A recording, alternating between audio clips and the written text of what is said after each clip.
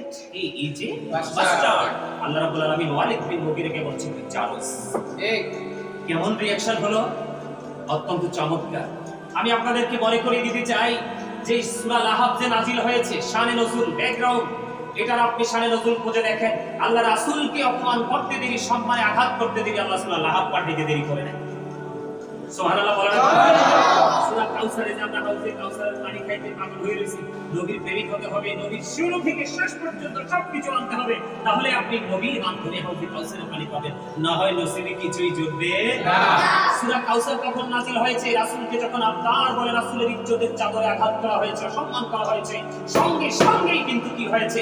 আল্লাহ রাব্বুল আলামিন সূরা কাউসার নাযিল করে প্রেমিকদেরকে সান্ত্বনা দিয়েছেন, আর রাসূলের এগেইনস্ট পার্টি যারা তাদের জন্য ভয়ঙ্কর মেসেজ দিয়ে দিয়েছেন। তো এই জন্য আমি আজকে বলতে চাই যে তথাকথিত শায়েখ যিনি রয়েছেন, ওনাকে আমি বলতে চাই আজকের আলোচনার মাধ্যমে, আপনার এই আলোচনা কিন্তু আপনি যতই কিন্তু আপনার শিশু শায়েখদেরকে নামিয়ে দেন না কেন মাঠে, আপনার এই বক্তব্যকে কিন্তু বৈধ করা যাবে না। গিয়াসউদ্দিন তাহিরিকে আপনি ব্যক্তিগতভাবে পছন্দ করেন না, আমি বিশ্বাস করি আপনার ভালো লাগে না, আমি মেনে নিলাম তিনি ভণ্ড, সেটাও মেনে নিলাম, উনি ভণ্ডামি করছে সেটাও মেনে নিলাম, কিন্তু আমি ব্যক্তির দিকে তাকাবো না, আমি তাকাবো না বক্তব্য ঠিক। আর আপনি মানবিক কাজ করেছেন, আমি কিন্তু মিডিয়ার সামনে তুলে ধরেছি আপনার মানবিক কাজগুলো কতটা কোরআন হাদিসের এগেইনস্টে যায়। এগুলো শুনলে নারীও ধ্বংস হবে, পুরুষও ধ্বংস হবে, ঠিক কিনা? ঠিক তৎকালীন সময়ের মতো আজকের তথাকথিত শায়েখগুলো আমাদের ঈমান হরণ করার জন্য বাজারে নেমেছে। আমি আপনাদেরকে বলে দিতে চাই, রাসূল অনেক কষ্ট পেয়েছে, রাসূল কষ্ট পেলেই কিন্তু আল্লাহ কষ্ট পায় কি পায় না? এই যে আল্লাহ রাব্বুল আলামিন যে কোরআনে বলেছেন মাইয়ুতির রাসূলুল্লাহ ফাকাদ আতাল্লাহ, কি বোঝা যায়? হি হো ওবিস দা এক্সট্রিম অবিস আল্লাহ। যে ব্যক্তি রাসূলকে নির্দেশ মানলো সেজন্য আল্লাহর নির্দেশ মানলো। এখন কি আপনি 40 বছর আগের কি মানবেন না? কথা বলে রাখেন। আল্লাহ কি বলছে? এখানে বলছে যে তুমি 40 বছর আগের কি কোনো কিছু মানলো না? রাসূল যে হাঁটতেন, যখন অনেক বেশি রৌদ্র থাকতো, মেঘওয়ালা রাসূলকে ছায়া দিত, অস্বীকার করলে ঈমান থাকবে? হ্যাঁ, 40 বছর আগে তিনি নবী ছিলেন না। এক সময় মক্কায় দুর্ভিক্ষ হয়ে গেলেন, শিশুকাল কারে কয় আপনারা সবাই জানেন, আমি বলবো না। রাসূল তখন শিশু, তখন আবু তালেবের কাছে, হযরত আবু তালেবের কাছে চলে আসলেন মানুষ, চলে এসে বললেন, আবু তালেব আপনি কোথায়? মক্কার অবস্থা ভালো না, দুর্ভিক্ষ শুরু হয়ে গেছে বৃষ্টির কারণে। তখন সঙ্গে সঙ্গে কি করেছে? আল্লাহ রাসূলকে আবু তালেব নিয়ে বের হলেন, তিনি শিশু, খানায় কাবার দেয়ালের সাথে ওনার পিঠ মোবারক লাগায় দিলেন, আকাশের দিকে তাকায় একটা ইশারা দিলেন, সঙ্গে সঙ্গে এমন বৃষ্টি শুরু হয়েছে, পাহাড় থেকে পানির ফোয়ারা নেমেছে, পুরো মক্কা নগরী শীতল হয়ে গেছে। আর আমাদের শায়েখ যিনি নবী বিদ্বেষী, সারা জীবন বলেছে হাত তুলে দোয়া করা যাবে না, এখন একটু গরম লাগছে মাঠে নেমে আসছে দোয়া করার জন্য। আমি কিন্তু সালাতুল ইস্তিসকার বিরোধিতা করছি না, আপনারা বুঝে নিবেন, আগেই বলেছি আপনারা আবেগী হবেন না, বিবেকী হন, আপনারা বক্তব্যগুলো আপনারা পাঠ করেন, আপনারা ফাইন্ড আউট করেন আমি কি বলছি। আমার রাসূল শিশু, তিনি ইশারা দিতে দেরি, সাথে সাথে বৃষ্টি চলে আসছে। আর আপনি তো দেখলাম অনেকদিন টানছেন ওনার দরবারে হাত তুলে, বৃষ্টি তো হইল না।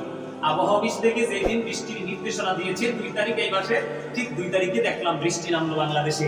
তাহলে আপনি একটু চিন্তা করে দেখেন, আপনি কিন্তু পৃথিবীর মানুষকে বোকা বানাতে পারছেন, কিন্তু আল্লাহ পর্যন্ত আমার মনে হয় আপনি পৌঁছাতে পারেননি। আমি যদি আজকে বলি, আমি কিন্তু কারো সমালোচনা করি না, করার চেষ্টা করবো, গঠনমূলক সমালোচনা করার চেষ্টা আমি করি। আমি যদি একটু বলি, তিনি যে সালাতুল ইস্তিসকার নামাজ পড়ছে, আসলে কি সালাতুল ইস্তিসকার নামাজ পড়ার কি সময় হয়েছিল তখন? আরে জাস্ট একটু গরমে না লাগছে। এই তোমরা সবাই আমাদের এলাকায় যারা গেছো তোমরা দেখো নাই, মা ক্ষেতের মধ্যে হাঁটু সমান পানি, কি মাঠে সোনালী ফসল নাচতেছে, গাছে গাছে ফল, কই আপনার গরমের কারণে ফল তো আমি জলে করতে দেখিনি। আপনি ইস্তিসকার নামাজ কখন করবেন? সমস্ত মাটি কি হয়ে যাবে? সাদা হয়ে যাবে, বৃক্ষগুলো মৃত্যু সজ্জায় চলে যাবে, পশু পাখিগুলো পানির অভাবে তারা মৃত্যুর পথযাত্রী হয়ে যাবে, তখন আপনি ইস্তিসকার নামাজ পড়বেন। আপনি যে ইস্তিসকার নামাজ পড়ছেন, আপনি যদি এত বড় জনগণ যেভাবে আপনাকে নিয়ে কথা বলছে, আপনার শিশু শায়েখগুলো, তো এইভাবে আপনি যে বুজুর্গগুলো, আপনার এই বুজুর্গীদের সাথে সাথে বৃষ্টি এসে পুরো বাংলাদেশে পানির প্লাবন শুরু হয়ে যাওয়ার কথা ছিল, আছে না? কথা কয় না। আজকে কেন বলছি, আপনি আজকে আমাদেরকে বাধ্য করেছেন এই কথাগুলো বলতে, আর এই কথাগুলো বলেছে এই কারণে সাধারণ সরল মনা মানুষের ঈমান যেন নষ্ট হয়। এবার আমি কোরআনে ফিরে আসি। আল্লাহ রাব্বুল আলামিন কি বলেছেন? আল্লাহর রাসূলকে কি কষ্ট দেওয়া যাবে? কথা বলেন। এখানে আবেশ সাহেব আছেন, ভুল হলে বলে দিবেন, ভুলের রূপ দিয়ে আমিও নই, কেউ নই। আল্লাহ রাব্বুল আলামিন বলেছেন, এই ইয়া আইয়ুহাল্লাযীনা আমানু লা তারফাউ আসওয়াতাকুম ফাওকা সাওতিন নবী। আল্লাহ রাব্বুল আলামিন ঈমানদারদেরকে ডাক দিয়েছেন। আমার দিকে তাকান সবাই। আল্লাহ কিন্তু কোনো মুনাফিক, বেঈমান, কাফির, মুশরিককে ডাক দেয়নি। আর ঈমানদার কারা? যারা নবীর সাচ্চা প্রেমিক, নবীর যারা আশিক, তারাই হলো সাচ্চা ঈমানদার। আল্লাহ রাব্বুল আলামিন ঈমানদারদেরকে ডাক দিয়ে বলেছেন কি, তোমরা একজন আরেকজনের সাথে যেইভাবে সম্বোধন করে কথা বলো, তোমরা রাসূলের সাথে সেইভাবে কথা বলিও না।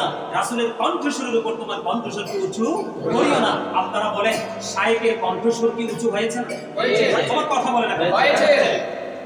শায়েখের কণ্ঠস্বর কি রাসূলের কণ্ঠস্বরের উপরে চলে গেছে কিনা? গেছে।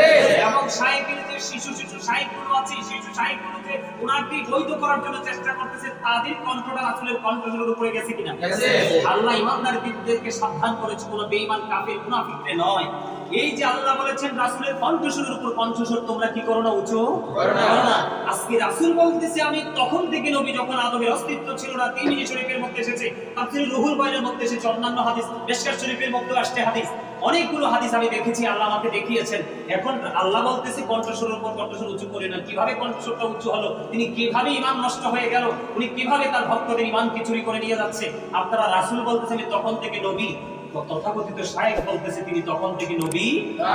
শেষ নেই, মনের অজান্তে কি হয়ে যাবে? তোমার আমল বিনষ্ট হয়ে যাবে, তোমার নামাজ রোজা হজ যাকাতে মানবিক কাজে কোনো ফায়দা হবে না। তুমি সাধারণ মানুষকে মানবিক বলে তুমি যেইভাবে মানুষকে কি করছো, বোকা বানাচ্ছো ভাই, কিন্তু আসলে কিন্তু আল্লাহ রাসূলের কাছে সেটা মানবিক হিসাবে বিবেচিত নয়। বরং আমরা যে কোরআন হাদিস অবজারভেশন করেছি, আমরা অ্যানালাইসিস করেছি, সেখান থেকে বোঝা যায় তোমার কর্মগুলো কোরআন হাদিসে এগেইনস্ট, মানে আল্লাহ রাসূলের বিপরীত দিকে চলে যায়। শুধু এখানেই কিন্তু আল্লাহ খাদ্য নয়, আল্লাহ আরো বলেছেন ইন্নাল্লাযীনা ইউযুনাল্লাহা ওয়া রাসূলাহু লা'নাহুমুল্লাহু ফিদ দুনিয়া ওয়াল আখিরাতি ওয়া আ'আদ্দা লাহুম আযাবান মুকিনা। আল্লাহ বলছে না, আল্লাহ রাব্বুল আলামিন কি বলেছে? আল্লাহ এবং আল্লাহ রাসূলকে যারা কষ্ট দেয়, আল্লাহ রাব্বুল আলামিন তাদেরকে দুনিয়া এবং আখিরাতে কি করেছেন? লানত দিয়েছেন, অভিশাপ দিয়েছেন। অভিশপ্ত বলে আল্লাহ রাব্বুল আলামিন ঘোষণা দিয়েছেন এবং বলেছেন ওয়া আ'আদ্দা লাহুম আযাবান মুকিনা, তাদের জন্য ভয়ঙ্কর শাস্তির ব্যবস্থা আছে। এখন রাসূল বলতেছে আমি তখন থেকে নবী, শায়েখ বলতেছে তখন থেকে নবী নয়। কোরআন হাদিস দ্বারা প্রমাণিত হওয়ার পরেও, এবং এটাকে বৈধ করার জন্য, অবৈধ বক্তব্যটাকে বৈধ করার জন্য, ঈমান হারানোর মতো বক্তব্যটাকে আপনার বৈধ করার জন্য কিন্তু তিনি শিশু শায়েখদেরকে মাঠে নামিয়ে বৈধ করার চেষ্টা করতেছে। কিন্তু কোরআন হাদিসের কোরআন তো স্বীকার করার সুযোগ নেই। হাদিস কেনা মৌজু কতক্ষণ, জাল কতক্ষণ, এই কতক্ষণ, এই চম্পক, ঠিক না? আল্লাহ বলতেছে রাসূল কি কষ্ট পায় নাই? রাসূল কষ্ট অবশ্যই পেয়েছে। রাসূল কষ্ট পাইলে আল্লাহ খুশি না? এই যে আপনার বলতে দেরি রাসূল কষ্ট পাইছে শুনছে, আল্লাহ তো আরো বেশি কষ্ট পাইছে, সাথে সাথে সূরা কাউসার নাযিল করে দিয়েছে। এগুলো আমাদেরকে বুঝতে হবে। কথা কি বুঝে আসছে?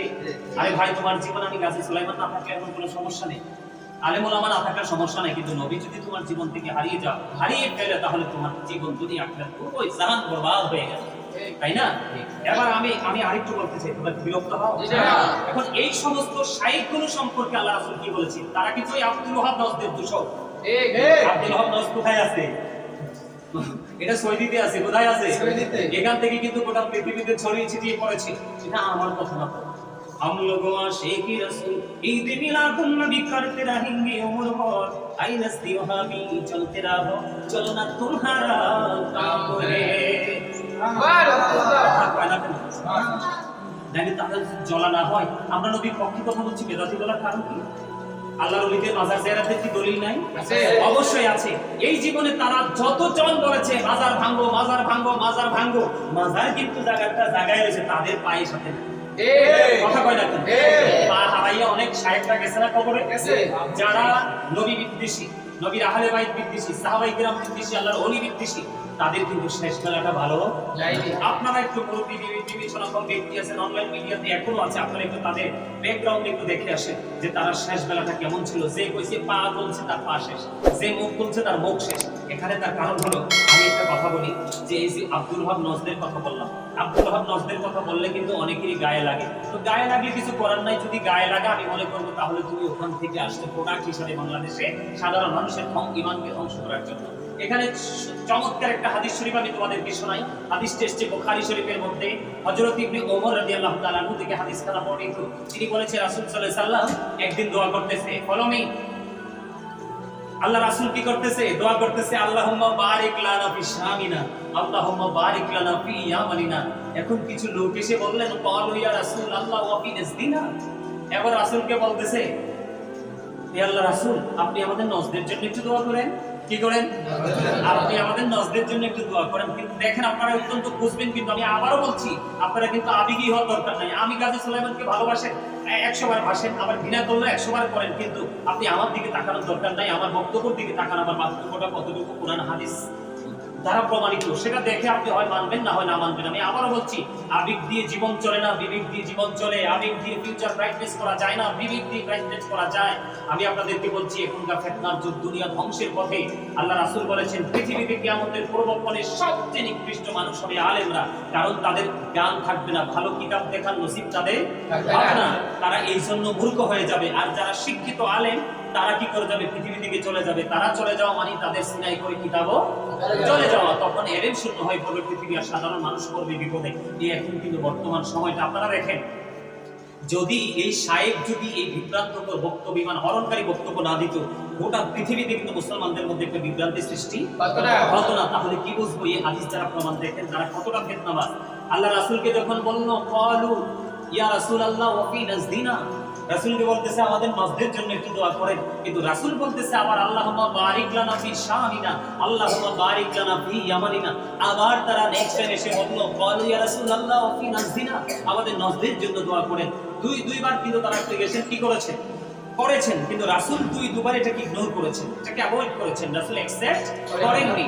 তৃতীয়বার আমার রাসূল বলেছেন, এখান থেকে ফিতনা বের হবে, এখান থেকে শয়তানের শিং বের হবে, এখান থেকে ভূমিকম্প বের হবে। তাহলে আপনারা বোঝেন, এখনকার যে তথাকথিত শায়েখ এবং তাদের শিশু শায়েখরা যারা আছে, তারা কি, আপনারা কি মনে করেন এটা কি ফিতনা না? এটা কি গোটা মুসলিম জাতির জন্য, বিশ্বের জন্য কি ফিতনা না? কথা বলে না। এটা কি আমাদের জন্য ফিতনা কিনা? আরে বলে না কেন সবাই? এটা কি আমাদের জন্য ফিতনা কিনা? আজকে আমাকে আমেরিকা থেকে ফোন দিয়ে বলতেছে, হুজুর এই বিষয়ে কথা বলেন, সলিউশন চাই। মহিলা